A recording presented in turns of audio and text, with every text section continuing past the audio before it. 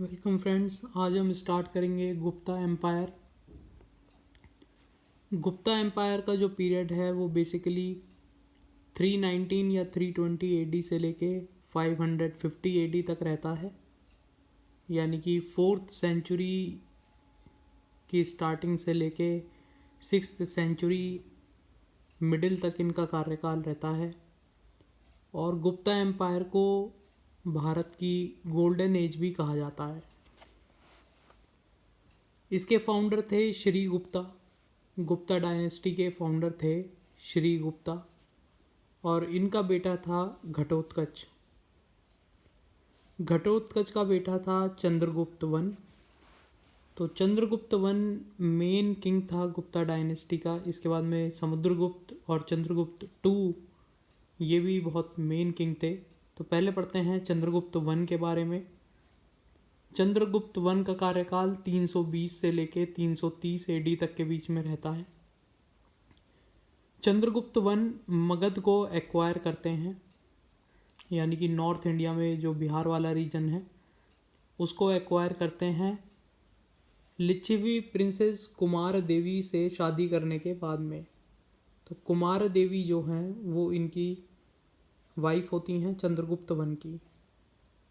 कुमार देवी से शादी करने के बाद में ये मगध को एक्वायर करते हैं और 319 में ये गुप्ता संवत या फिर गुप्ता इरा को स्टार्ट करते हैं। तो हमने 3 इरा आप देख लिए हैं। विक्रम संवत स्टार्ट हुआ था 57 बीसी में और साका संवत जो कि कनिष्क ने स्टार्ट किया था, कुषाण रूलर, 78 एडी में। और अब गुप्ता संवत चंद्रगुप्त वन स्टार्ट करते हैं 319 एडी में। चंद्रगुप्त वन पहले गुप्ता किंग होते हैं जो गोल्ड के कॉइन इशू करते हैं। तो चंद्रगुप्त वन पहले गुप्ता किंग हैं जो गोल्ड कॉइन इशू करते हैं और इनके कॉइन पर कुछ खासियत होती है कि इनकी रानी का और इनका नाम जॉइंट नेम में ये कॉइन इशू होते हैं। तो इनके कॉइन्स को कहा जाता है king and queen types coin. तो अब रानी और राजा दोनों का नाम कॉइन्स पर फीचर हो रहा है। तो कुमार देवी जो इनकी वाइफ होती हैं वो पहली रानी होती हैं, पहली इंडियन क्वीन होती हैं जो किसी कॉइन पर फीचर हो रही हैं। और ये टाइटल अज्यूम करते हैं महाराजा अधिराज, यानी कि किंग ऑफ किंग्स। इनका बेटा होता है समुद्रगुप्त। तो बेसिकली चंद्रगुप्त वन के बारे में हम एरिया देख लेते हैं। तो ये जो एरिया है मगध का ये कॉन्कर करते हैं चंद्रगुप्त वन। अब हम बात करते हैं समुद्रगुप्त के बारे में। 330 एडी से लेकर 380 एडी यानी कि लगभग 50 साल के करीब में इनका कार्यकाल है। ये गुप्ता किंगडम जो है उसको बहुत बड़ा कर देते हैं, एनलार्ज कर देते हैं गुप्ता किंगडम को। अगर हम ध्यान से देखें ये चंद्रगुप्त वन का कॉन्कर किया हुआ एरिया है। इसके बाद में ये समुद्रगुप्त देखिए कितना बड़ा एरिया ये कॉन्कर कर लेते हैं। तो ये गुप्ता किंगडम जो होता है उसको एनलार्ज करते हैं। ये अशोक जो सम्राट था मौर्य एम्पायर का उसके बिल्कुल एकदम अपोजिट होते हैं, क्योंकि अशोक किस में बिलीव करता है, कलिंग वॉर के बाद में वो पीस और वायलेंस में बिलीव नहीं करता है। पीस में बिलीव करता है, नॉन वायलेंस में बिलीव करता है, नॉन अग्रेशन में बिलीव करता है। बट समुद्रगुप्त जो है बिल्कुल इनके अपोजिट होते हैं। समुद्रगुप्त वायलेंस करता है और जगह जगह अपने साम्राज्य को बढ़ाता है, कॉन्क्वेस्ट करता जाता है। समुद्रगुप्त के जो कोर्ट पोएट हैं हरिसेन, हरिसेन इनके कोर्ट पोएट हैं। और ये एक इंस्क्रिप्शन हमें मिलती है जिसमें हमें पता लगता है कि समुद्रगुप्त ने कौन कौन से एरिया कॉन्कर करे हैं। और ये इंस्क्रिप्शन हमें इलाहाबाद में मिलती है एक पिलर के ऊपर। तो ये जो इंस्क्रिप्शन है इलाहाबाद पिलर इंस्क्रिप्शन, समुद्रगुप्त के बारे में इनके कोर्ट पोएट हरिसेन लिखते हैं। तो इलाहाबाद पिलर इंस्क्रिप्शन को हम प्रयाग प्रशिष्टि भी बोलते हैं।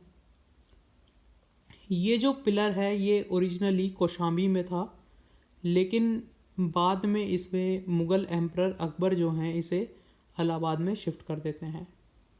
तो पहले ये जो पिलर है ये कौशाम्बी में होता है, लेकिन अकबर इसे शिफ्ट करवा देते हैं इलाहाबाद में।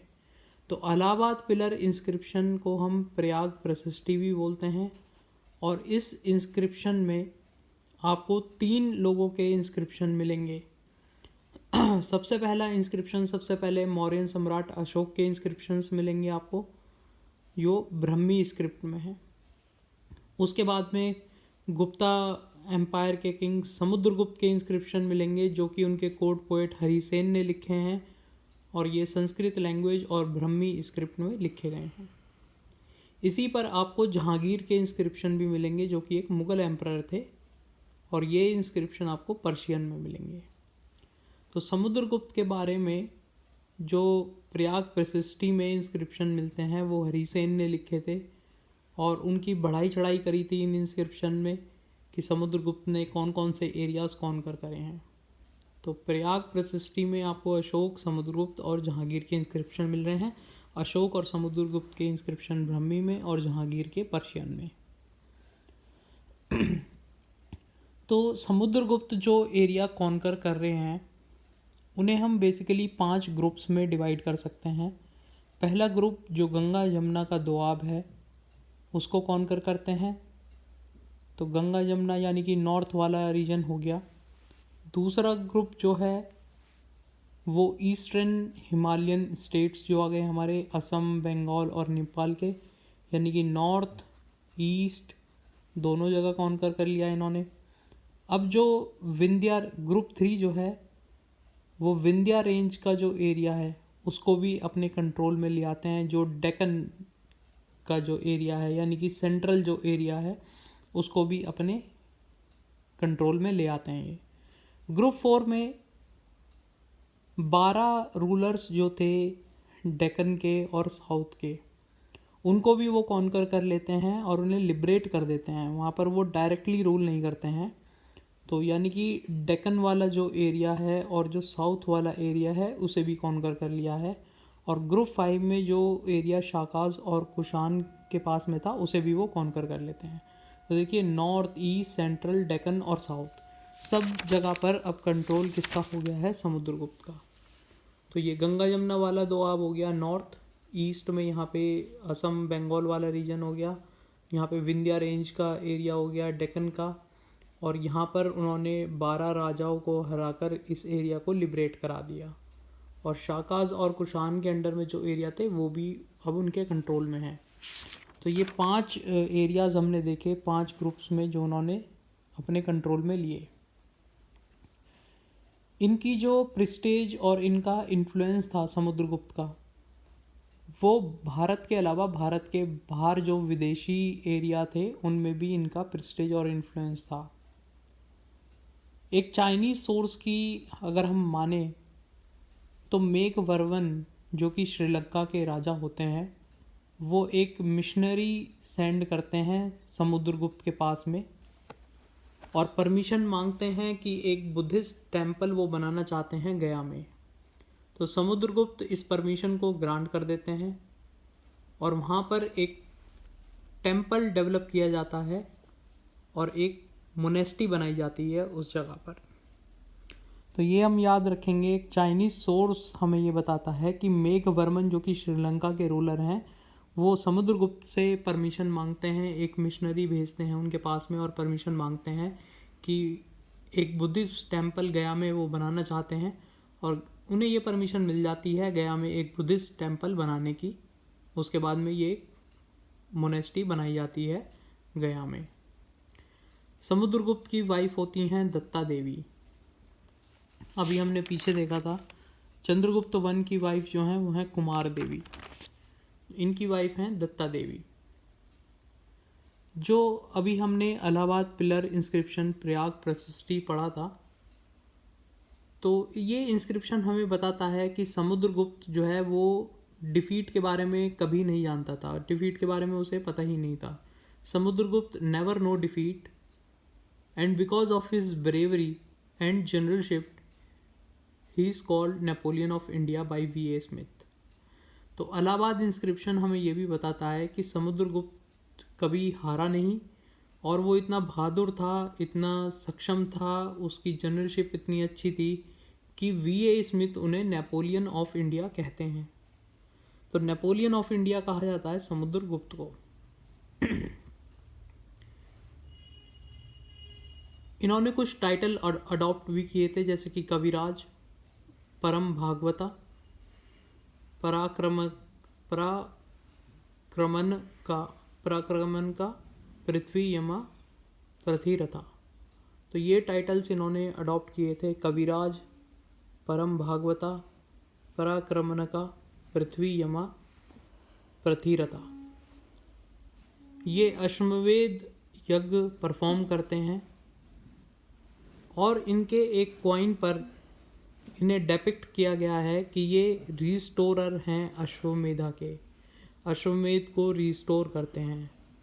और अश्वमेध यज्ञ करने के बाद में ये टाइटल अज्यूम करते हैं पृथ्वी यम प्रथिरथा।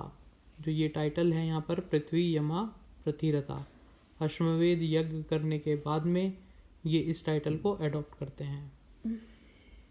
इसका मतलब होता है man who has no rival, एक ऐसा व्यक्ति जिसका कोई दुश्मन नहीं है, या फिर first brave man on earth, पहला बहादुर आदमी पृथ्वी पर।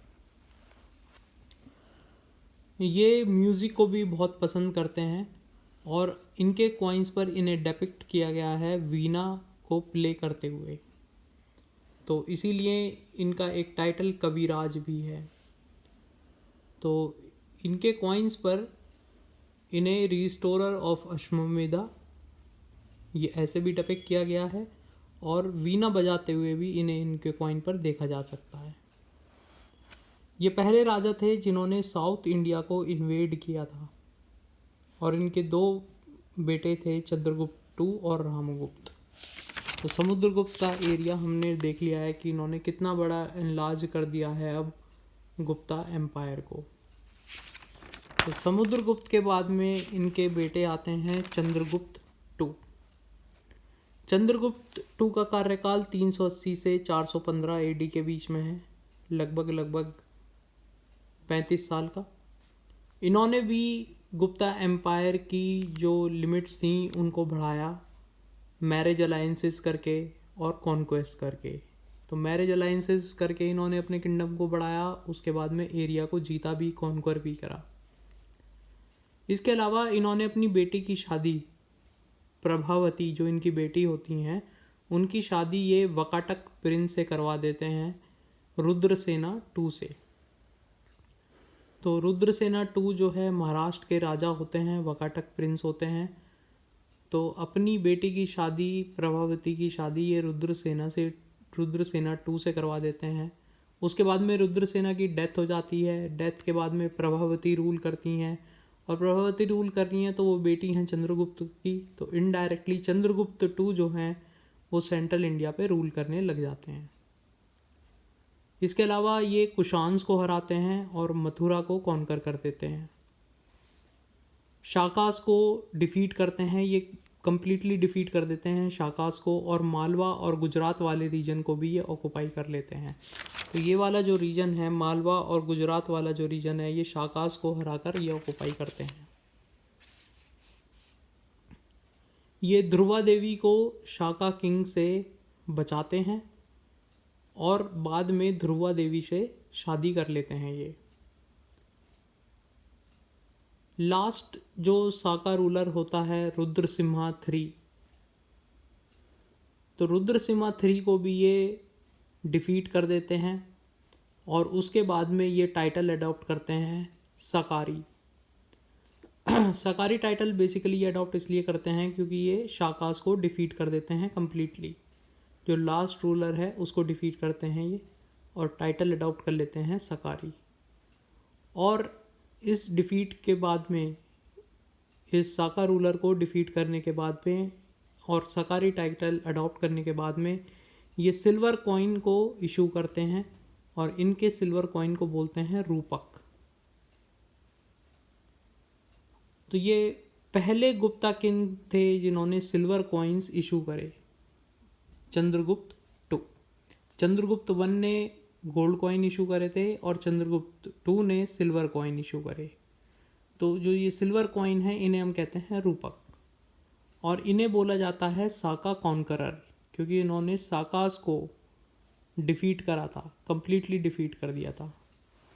इनकी जो वाइफ होती हैं ध्रुवा देवी और कुबेर नाग, दो इनकी वाइफ होती हैं ध्रुवा देवी और कुबेर नाग।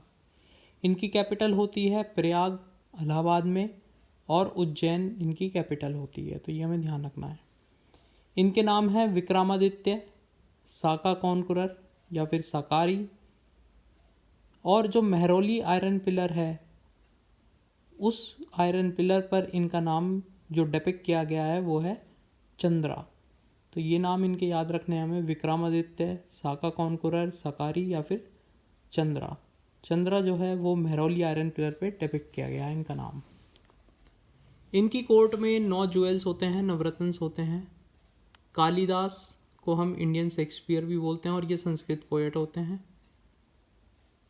कश्यपनाग ये एस्ट्रोलॉजर होते हैं। अमर सिम्हा लेक्सिकोग्राफर होते हैं। वराहमिहिर एस्ट्रोनॉमर, वरारुचि ग्रामरियन, धन्वंतरी मैजिशियन होते हैं, फिजिशियन होते हैं। बेताल भट्ट मैजिशियन, शंकु आर्किटेक्ट और घट करपरा ये डिप्लोमेट होते हैं।